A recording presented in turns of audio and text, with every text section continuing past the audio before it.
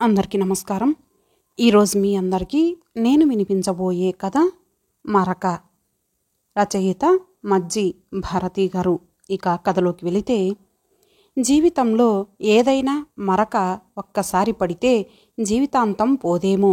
ఇది ఇప్పుడు అనుభవంలోకి వస్తోంది పరాంకుశానికి. ఇంకో సంబంధం తెచ్చాను చూడండి అన్న పెళ్ళిళ్ళ పేరయ్యతో మొన్న చూసిన సంబంధం బాగుంది, అబ్బాయి అమ్మాయి మాట్లాడుకుంటామన్నారు, వాళ్ళిద్దరికీ నచ్చితే ముహూర్తాలు పెట్టేసుకుందాం అంటే మీ సంబంధం వాళ్ళొద్దనుకుంటున్నారు అని చెప్పలేక చెప్పాడు. గుచ్చి అడిగితే ఒకప్పుడు మీకు మీ అబ్బాయికి తాగే అలవాటుండేదని భయపడుతున్నారు అన్నాడు. ఏదైతే అవ్వకూడదని అనుకున్నాడో అదే జరిగింది. 8 సంవత్సరాల కిందట ఎలా ఉండేవాడు తాను? జ్ఞాపకాలు వెల్లువలా చుట్టుముట్టాయి పరాంకుశాన్ని. ప్రమోషన్ వచ్చాక డబ్బులు దండుకునే సీటు. అంతవరకు అలవాటు లేకపోయినా ఫ్రీగా డబ్బులొస్తుంటే చేదా? అలా తాను లంచగొండిగా మారాడు. తనలాంటి వాళ్ళు ఓ నలుగురితో కలిసి మందు కొట్టడం, పార్టీలు పబ్బులంటూ తిరగడం, తాగి ఇంటికి లేటుగా వెళ్ళడం, జీవితాన్ని ఎంజాయ్ చేస్తున్నాను అనుకునేవాడు. అటువంటి తాను మారాల్సిన పరిస్థితి ఎందుకు వచ్చింది? కొడుకు కూడా తనలా మద్యానికి బానిసయ్యాడని తెలియడం వల్ల కదా. అదెలా తెలిసింది? ఆ రోజు మా డాడీనా ఏమీ అనుకోర్లేరా, కొడుకు కూడా తనంతటి వాడయ్యాడని గర్వపడతారు. ఫోన్లో కొడుకు మాటలు. అవతల వాళ్ళేమన్నారో నో ప్రాబ్లం, డాడీ బాగా సంపాదిస్తున్నారు, ఇంతకీ పార్టీ ఎక్కడా? మందొక్కటేనా? ఇంకా ఏమైనా? కొడుకు మాటలు విన్న తనకి ఆకాశం బద్దలై మీద పడ్డట్టనిపించింది. ఫోన్లో విన్న పబ్బుకి వెళ్తే అక్కడ 4 ఫ్రెండ్స్తో తాగుతూ కొడుకు. ఫోన్ చేస్తే ఫ్రెండ్ ఇంట్లో ఉండి చదువుకుంటున్నాను అన్న సమాధానం. అప్పుడే అబద్ధాలు చెప్పడం మొదలుపెట్టాడన్నమాట. తాను కూడా మొదట్లో అలాగే.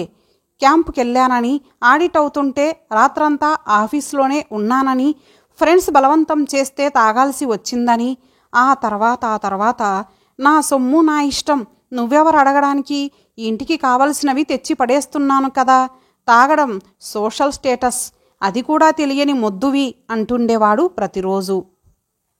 తాను వచ్చేటప్పటికి కొడుకు పడుకొనుంటున్నాడు. వాడికి తెలియదనుకున్నాడు. కానీ ఎదిగిన కొడుకు తనని గమనిస్తున్నాడని, తన మార్గంలోనే నడుస్తున్నాడని తెలుసుకోలేకపోయాడు. ఈ వయసులో తాగుడుతోనే ఆగిపోతారా? మందు పక్కనే డ్రగ్స్ మేమున్నామంటాయి. ఆ పైన వాళ్ళ కంట్రోల్లో వాళ్ళుండగలరా? ఒకసారి వ్యసనమంటూ అలవాటైతే ఎంతకైనా దిగజారుతారు. అది తనకు అనుభవమే. అసలే ఉడుకు రక్తం. పేపర్లో ఎన్ని చూడటం లేదు? దొంగలుగా మారిన స్టూడెంట్స్, తాగిన మైకంలో ఫ్రెండ్స్ మధ్య గొడవ, ఒకరి హత్య, అడిగిన వెంటనే డబ్బులివ్వలేదని తండ్రిని కత్తితో పొడిచిన కొడుకు. పేపర్లలో హెడ్డింగ్స్ భయపెడుతున్నాయి.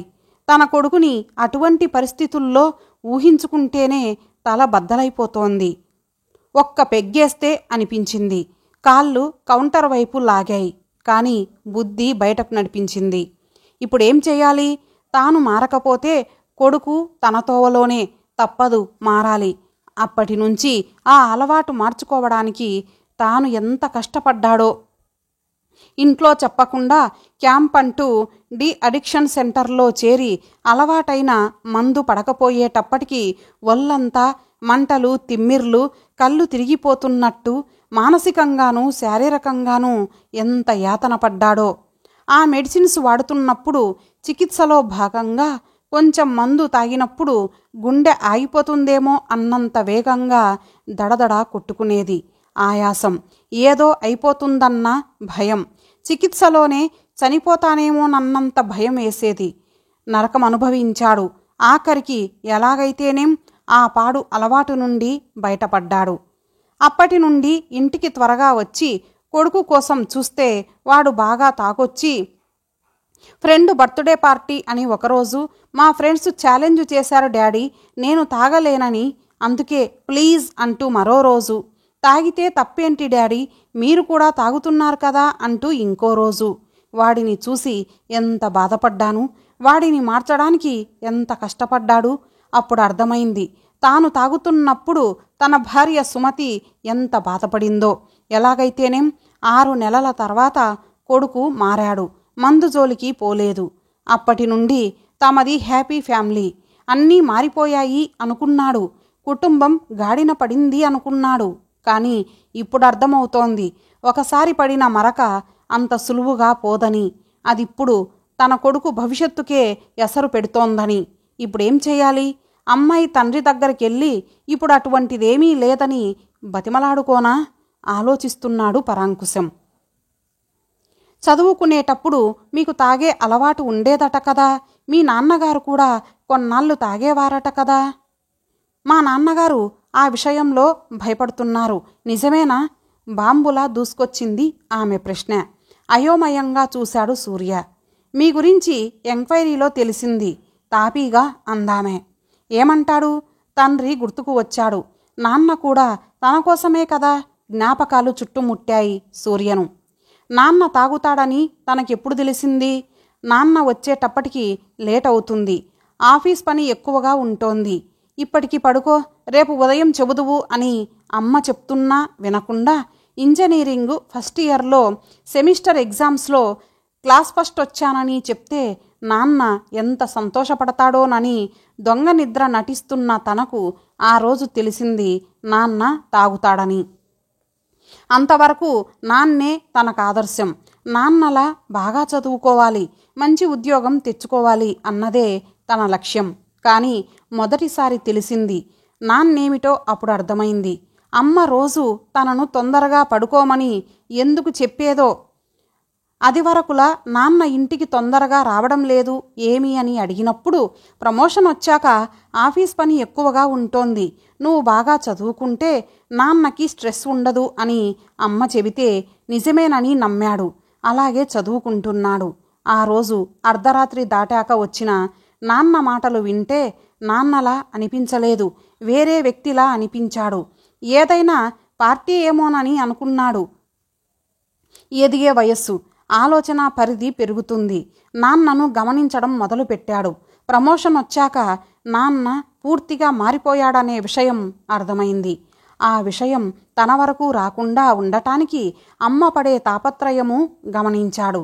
తాగిన వాళ్ళ గురించి అందరూ ఎందుకంత భయపడతారో అర్ధరాత్రి దాటాక ఇంటికొచ్చిన నాన్న ప్రవర్తన చూస్తుంటే తెలుస్తూనే ఉంది. పెద్దవుతున్నాడు, వాడికి తెలిస్తే బాగుండదు, ఈ తాగుడు మానేయండి అని అమ్మ అంటే నాన్న చెయ్యి చేసుకోవడం, శబ్దం బయటికి రాకుండా అమ్మ ఏడవడం, ఏమీ జరగనట్టు తెల్లవారి తనతో మామూలుగా ఉండటం, తనకు తెలియకూడదని అమ్మ, తనకు తెలుసనే విషయం అమ్మ గ్రహించకూడదని తాను దాగుడుమూతలాడుతూనే ఉన్నారు. డ్రగ్స్, ఆల్కహాల్ వాడకం కాలేజీ క్యాంపస్లో తగ్గించడానికి ఇచ్చిన సెన్సిటైజేషన్ ప్రోగ్రాంలో ఒక షార్ట్ ఫిల్ము. ముందు ఫ్రెండ్స్ ఒత్తిడి తట్టుకోలేక ఎలా మొదలు పెడతారో, ఆ తర్వాత వాటికి ఎలా బానిసవుతారో, ఆ మత్తులో వాళ్ళ ప్రవర్తన ఎలా ఉంటుందో, అవి లేకపోతే వాటి కోసం వాళ్ళు ఎంత నీచానికి దిగజారగలరో, కుటుంబాలు ఏ రకంగా విచ్ఛిన్నమవుతాయో కళ్ళకు కట్టినట్టు చూపారు. ఇంట్లో ప్రత్యక్షంగా చూస్తూనే ఉన్నాడు. ఏదో చెయ్యకపోతే ఆ కౌన్సిలర్ చెప్పినట్టు నాన్న తమకు దక్కడు. కొన్నాళ్ళకి తమ కుటుంబం కూడా ఆ షార్ట్ ఫిల్ములో చూపించినట్టే. ఆ ఆలోచనే భరించలేకపోయాడు సూర్య.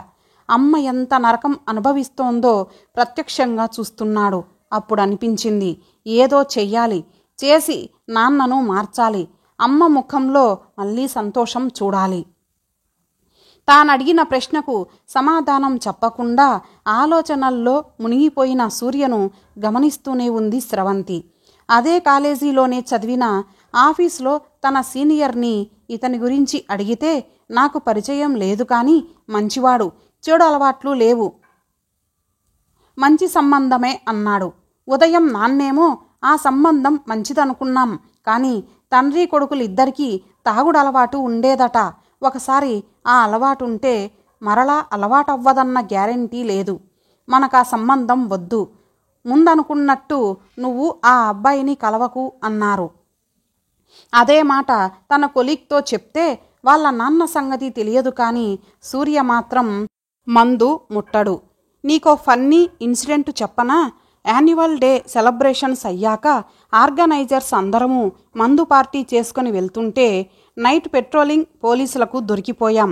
అందరము బ్రీత్ టెస్టులో ఫెయిల్ అయ్యాం. సూర్య దగ్గరికి వెళ్తే మందు కంపు కొట్టేది, కానీ బ్రీత్ టెస్టులో నెగటివ్ వచ్చేవాడు. పోలీసులు పిచ్చెక్కిపోయారు. ఎన్నిసార్లు బ్రీత్ టెస్ట్ చేశారో వాడికి. ఆఖరికి షర్టు తీసి వచ్చాడు. అప్పుడు అర్థమైంది అందరికీ, వాడు తాగలేదు, షర్టు మీద వంపుకున్నాడని. ఏంటయ్యా ఇదని పోలీసులంటే, తాగినట్టు యాక్షన్ చెయ్యకపోతే సీనియర్స్ ఒప్పుకోరు సార్, అందుకే ఇలాగా అన్నాడు. అది తలచుకొని ఇప్పటికీ నవ్వుకుంటాం. నాకు తెలిసి సూర్యకి ఏ దురలవాట్లు లేవు. మీ నాన్నకి రాంగ్ ఇన్ఫర్మేషన్ వచ్చుంటుంది అనేశాడు. ఇతన్ని చూస్తుంటే తన కొలీగ్ చెప్పిన మాటలు నిజమేననిపిస్తోంది. కానీ ఇతనేమిటి ఏమీ మాట్లాడడు. సరే, ఒక రాయి విసిరి చూద్దామని, నాకు తాగేవాళ్ళంటే చాలా అసహ్యం అంది. నేనటువంటి వాడిని కాను అంటాడేమోనని చూస్తే అతనేమీ సమాధానం చెప్పలేదు. మీరన్నది నిజమే అన్నట్టు తల ఊపాడు. ఇంకేమనాలో తోచక, తాగేవాళ్ల కుటుంబంలోకి పంపిస్తే కూతురు భవిష్యత్తు ఎలా ఉంటుందోనని మా నాన్న భయపడుతున్నారు అంది. అప్పుడైనా నిజం చెప్తాడేమోనని. ఏ తండ్రైనా పిల్లల భవిష్యత్తు గురించే ఆలోచిస్తాడు. మీ నాన్నగారు అలా అనుకోవడంలో తప్పేమీ లేదు. ఈ విషయంలో మీ నాన్నగారి నిర్ణయాన్ని నేను అర్థం చేసుకోగలను అంటూ లేచాడు. ఏం చేయాలో తెలియక ఆఖరి అస్త్రంగా, మీ నాన్నగారి గురించే అలా నటించారు కదా అంది. అంతే. లేచి వెళ్ళిపోబోతున్నవాడు ఆగి ముందు ఆశ్చర్యంగా, ఆ తర్వాత దొరికిపోయానన్నట్టు తనలో తాను నవ్వుకుంటూ వచ్చి కూర్చున్నాడు తన ఎదురుగా. అంటే తన అంచనా కరెక్టేనన్నమాట. ఆ వయసులోనే అంత బాధ్యతగా కుటుంబం గురించి ఆలోచించాడంటే అతను కుటుంబానికిచ్చే ప్రాధాన్యం అర్థమవుతోంది. ఈ కాలంలో తాగని వాళ్ళెవరుంటారు? అటువంటిది వాళ్ళ నాన్నని మార్చడం కోసం తాగినట్టు నటించాడంటే నిజంగా అభినందించదగ్గ విషయం. అటువంటివాడు తన కుటుంబాన్ని కూడా బాగా చూసుకుంటాడు అనుకుంటూ సూర్య వైపు చూసింది. తననే తదేకంగా చూస్తున్నాడు. ఆ చూపుల్లో నీకు పడిపోయాను, నిజాన్ని గ్రహించావన్న అభినందన. సూర్య చూపులు చూశాక ఈ అబ్బాయినే పెళ్లి చేసుకుంటానని నాన్నకు ఎలా చెప్పి ఒప్పించాలా అని ఆలోచించసాగింది స్రవంతి. ఇంతటితో ఈ కథ సమాప్తం. మరలా ఒక మంచి కథతో కలుద్దాం. అంతవరకు సెలవు. నమస్తే.